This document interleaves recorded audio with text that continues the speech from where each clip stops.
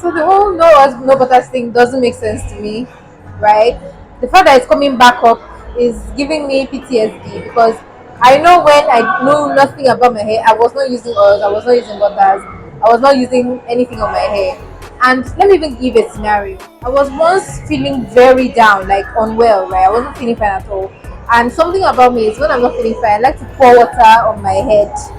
So I wanted to pour water everywhere, but I didn't have the strength to wash my hair. So the only thing I did was to put leave-in conditioner when I could, which wasn't very often. So I didn't put oil. I didn't go to the strength of going through it strand by strand, a bit section by section rather. Just sprayed leave-in conditioner on my hair and just took on my hair like that. So my point of saying this is that using just leave-in conditioner for those 2 weeks I wasn't feeling fine when I was hospitalized was not enough for my hair at all. It was not enough for my hair to thrive and to be healthy, to shine and to be, to be good. So I was once relaxed, and when I decided that okay, I want to start thinking of my relaxed hair, I started learning more, and I realized that oil is an important last step in sealing your hair.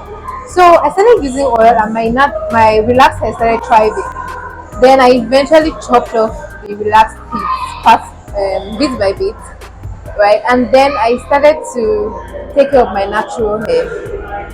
And I still use shea butter. I still use, grease, if I'm being honest.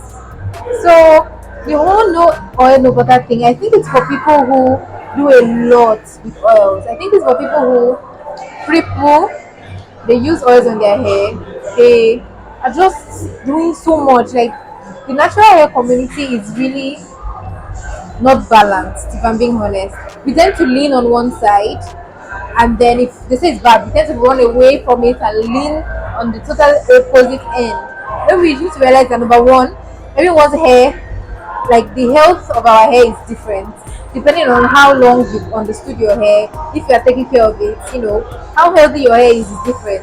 My hair will be definitely be healthier than someone who doesn't know what they're doing with their hair. So it really depends what you need before you decide that I'm going on no oils, no butters.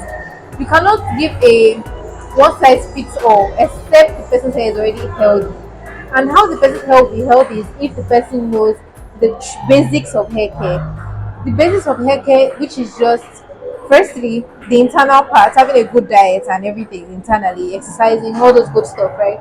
And then shampooing your hair regularly, deep conditioning your hair regularly, using a leave-in conditioner, using an oil, making sure that even though you use heat, you use a heat protectant. If you don't use heat, make sure your hair is stretched out, especially for us that are natural. Make sure your hair is stretched out. So even though at the end of the day, you need to understand your own hair and do what fits you. Please don't just take any trend and fly with it. That's it for today's video, and I will see you in another video.